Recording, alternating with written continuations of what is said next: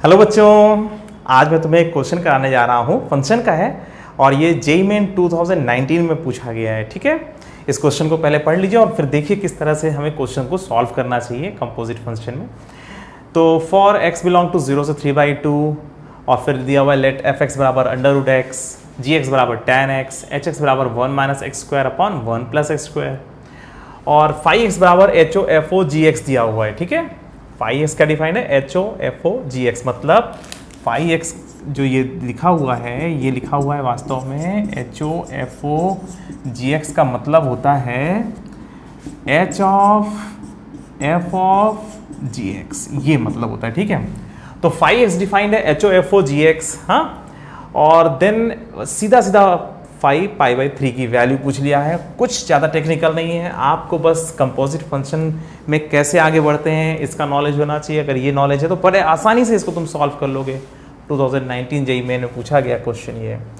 अब देखो, इसको सॉल्व करने के लिए क्या करना चाहिए हमें, तुम्हें क्या लगता है कैसे करना चाहिए? देखो, बुक्स वगैरह में कहीं कहीं पर ऐसा दिया हुआ है कि पहले फंक्शन बना लिया फिर पाई बाई 3 रख लिया, और तुम ऐसा भी कर सकते हो कि पाई बाई 3 रख करके तब आगे बढ़ो। मतलब आपको जब 5 पाई बाई 3 की वैल्यू निकालनी ही है तो आप डायरेक्टली पहले ही रख दो ना, क्या दिक्कत है? आपके पास तो सारे तरीके हैं करने के, एफ ऑफ जी और ये पाई बाई 3 कर दो यहाँ पर, कोई दिक्कत नहीं। ठीक है, समझ में आ रही बात?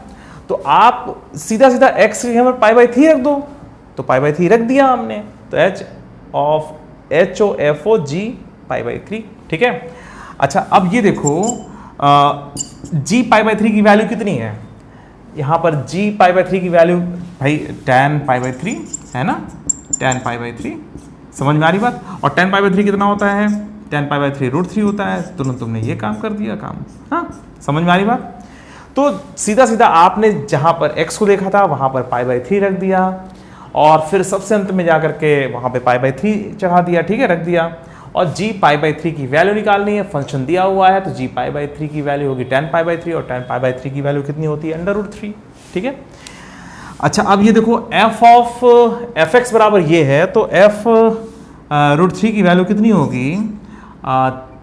अंडर रूट के अंदर अंडर रूट 3। देखो ऐसा कुछ हो रहा है, देखो ध्यान से, ऐसा नहीं हो रहा है कुछ भाई। एफ अंडर रूट 3 बराबर क्या होगा? एक्स जगह पर अंडर रूट 3 रख दोगे, ये हो जाएगा। मतलब ये आ रहा है एच 3 की पावर 1/4। ध्यान दो, ठीक है, अंडर रूट 3 के ऊपर अंडर रूट लगा हुआ है तो 3 की पावर 1/4। ठीक है, अच्छा अब इसके बाद क्या करोगे? इसके बाद आप एच 3 की पावर 1/4, अब आते हैं एच एक्स के पास, तो एच एक्स बराबर तो ये डिफाइंड है। कितना आसान क्वेश्चन है। आसान सारे क्वेश्चन होते हैं, आपको बस अपने ऊपर कॉन्फिडेंस रखना है और ये पहले से जानना है कि जो क्वेश्चन आएगा वो आसान आएगा, क्योंकि तुम्हारी तैयारी बहुत अच्छी है।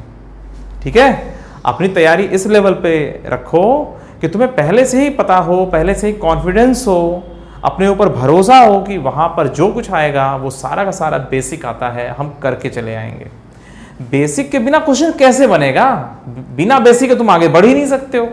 तो आपको बेसिक पूरा पकड़ में होना चाहिए और दिमाग को खुली छूट मिल जानी चाहिए कि कैसे भी सोच ले। फिर दिमाग कब बंध जाता है? जब आपका बेसिक क्लियर नहीं होता है, तो दिमाग आगे बढ़ने की कोशिश करता है। तुमने फार्मूला तैयार ही नहीं किया हुआ, बेचारा ब्रेन रुक जाता है। तुम ब्रेन के पास सारी चीजें डाल दो, सब कुछ तुम्हारे पास होना चाहिए, मतलब सारे फार्मूले, सारे मेथड सब एकदम क्लियर हो, तो दिमाग अपने आप वहां पर समझ लेता है कि उसे क्या करना चाहिए। ठीक है, चलिए तो फिलहाल h3 टू द पावर 1/4 की वैल्यू निकालनी है और इसकी वैल्यू हो जाएगी 1 माइनस 3 टू द पावर 1/4 का whole square upon 1 plus 1/3 to the power 1/4 का होल स्क्वायर। ये कैसे हो रहा समझ में आ रहा है? देखो ध्यान से भाई, एच एक्स बराबर जब वो दिया हुआ है तो जहां पर x है वहां पर 3 टू द पावर 1/4 रखोगे तो ऐसा बन जाएगा, और ये बन जाएगा 1 माइनस क्या बन जाएगा, सॉरी 3 टू द पावर 1/4 है ना, हाँ 3 टू द पावर 1। ठीक है, ये यहाँ पर गलत हो गया है, 3 टू द पावर 1/4 होना चाहिए। ठीक है, 3 टू द पावर 1/4। हाँ, तो जहाँ पर x है वहाँ पर 3 टू द पावर 1/4 रख दिया, 1 माइनस 3 टू द पावर 1/4 का whole square upon 1 plus 1 upon 3 to the power 1/4 का होल स्क्वायर, और ये बन गया 1 माइनस 3 टू द पावर 1/2, मतलब अंडर रूट 3 सीधा सीधा कहते हैं, तो 1 minus root 3 upon 1 plus root 3। ठीक है, ये हो गया। अच्छा 1 minus root three upon 1 plus root three, ये 5 पाई/3 की वैल्यू आ गई है। ठीक है, अब ऑप्शन में देखने पर ये tan वैन दिख रहा है, तो इसका मतलब ये हुआ कि उस tan से संबंधित हमें सोचना पड़ेगा।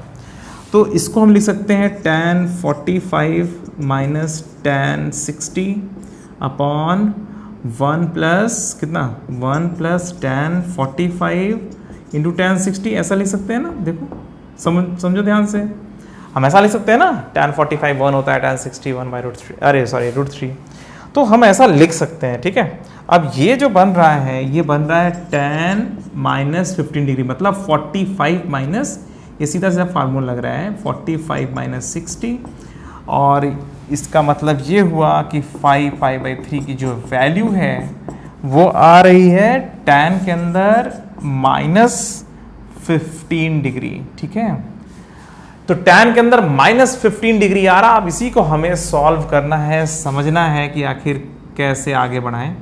तो इसको हम लोग लिख सकते हैं equal to minus of tan 15 degree, और इसको अगर हमें रेडियन में बदलना है तो 15 इंटू पाई/180 कर देना पड़ेगा, और ये माइनस tan पाई/12 आ जाएगा। तो ऐसा कोई ऑप्शन दिख रहा है इसमें? देखो पहला वाला तो tan पाई/12 है, माइनस तो नहीं लगा हुआ है, वहां तो माइनस आ रहा है, तो इसका मतलब ये हुआ कुछ पाई का चक्कर चलाना पड़ेगा।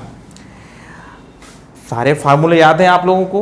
अब देखो ब्रेन को अगर ये फार्मूला याद आ जाएगा, tan पाई माइनस थीटा बराबर माइनस tan थीटा होता है, tan पाई माइनस थीटा बराबर माइनस tan थीटा।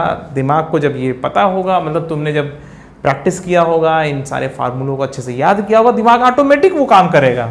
तो यहाँ पर क्या करना है, tan पाई माइनस पाई/12 कर देना है, और ये कितना बन गया tan 11 पाई/12। समझ में आ रही बात? ये इसका आंसर हो गया। तो tan 11 पाई/12 इसका आंसर फाइनल हो गया। ठीक है, तो कैसे सोचते हैं एग्जाम में, समझ में आ रहा है?